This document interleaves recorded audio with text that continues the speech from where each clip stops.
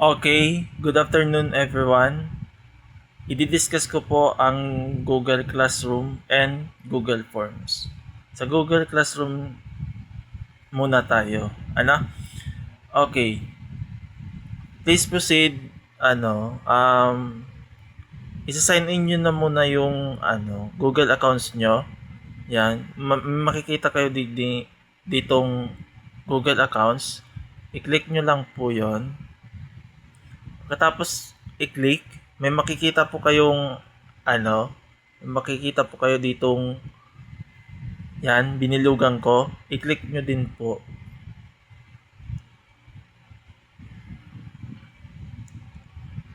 I-click nyo din po. Okay. Pagkatapos i-click, may makikita po kayo dyan na Google Drive. Yan. Yan, Google Classroom. Yan, i-click nyo po yan. Tapos, pagka-click nyo,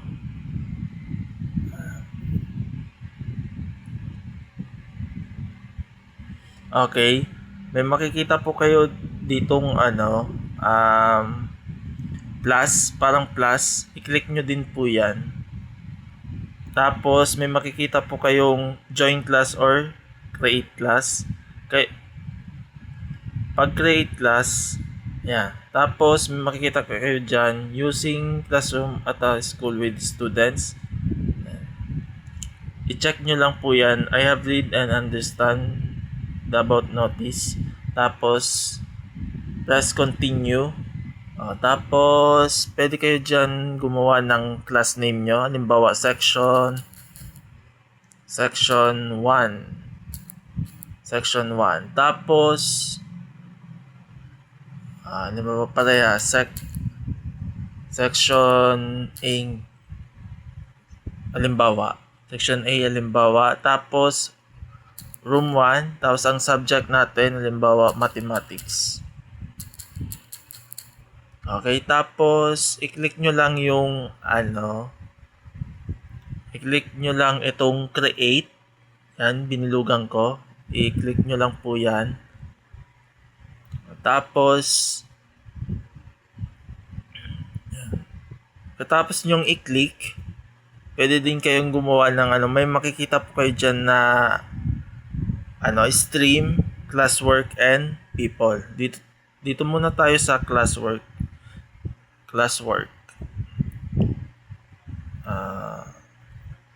Dito po. Yan. I-click nyo na muna po yung classwork. Yan, classwork po. Binilugan ko. Tapos, pagkatapos nyo yung i-click, pwede kayong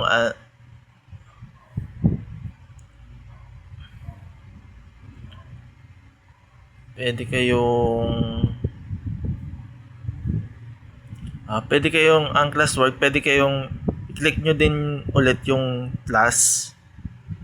Ito po, click nyo. Pagkatapos nyo itong i-click ang plus, may lalabas dyan po kung assignment, quiz, question,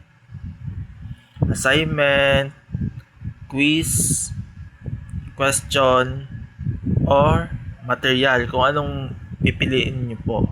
Okay?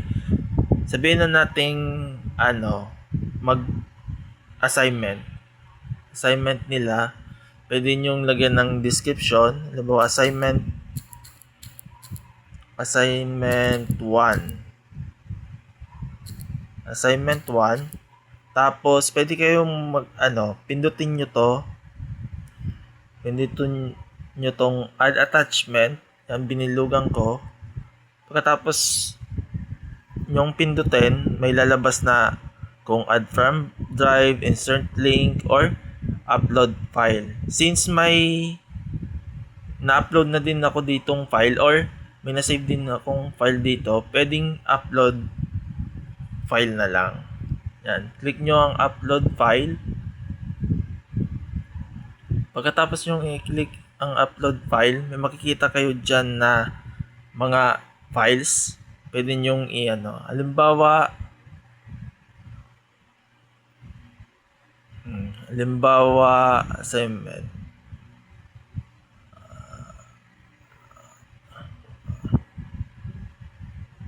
Halimbawa, assignment, tapos add attachment, upload file, tapos halimbawa sa drive ko na lang. Yan, sa drive.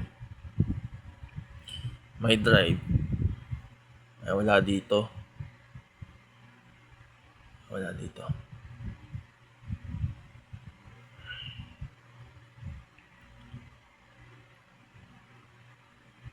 Okay, back natin.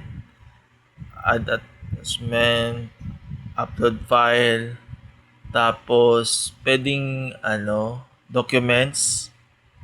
Okay, documents. Halimbawa, edtech output.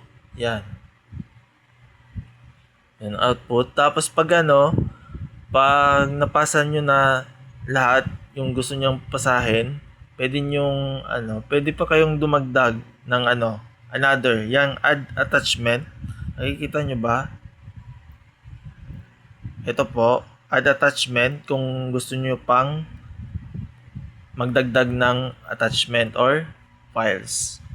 Yan. I-click nyo lang po yan. Tapos, ganun pa rin, same procedure. Upload file. Tapos,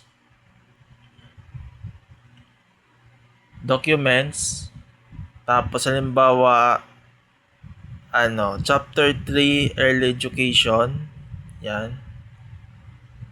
Kahit ilan ang pwede nyong ilagay.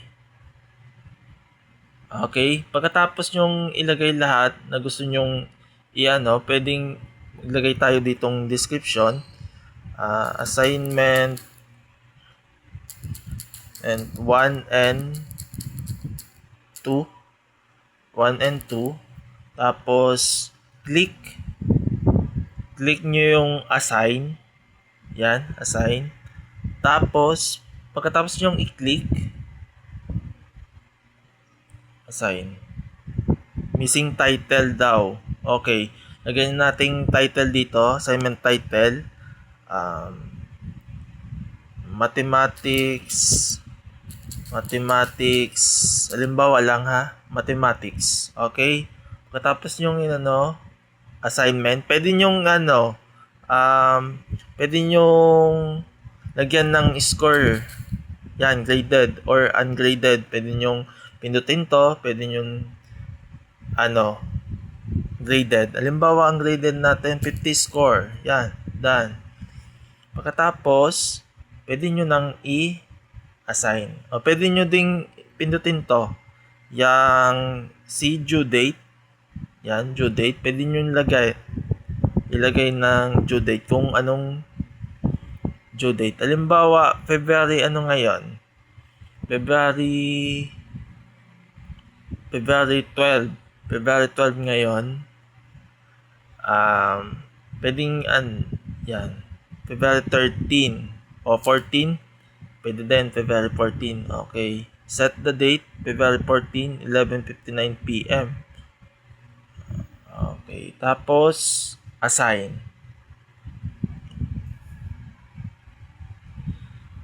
Okay. Nandito na po yan. I-click nyo po. Kung gusto nyo i-check, pwede nyo na pong i-click yan. Pagka-click, instruction, yan. Lalabas na dyan yung edtech output. Okay. Tapos,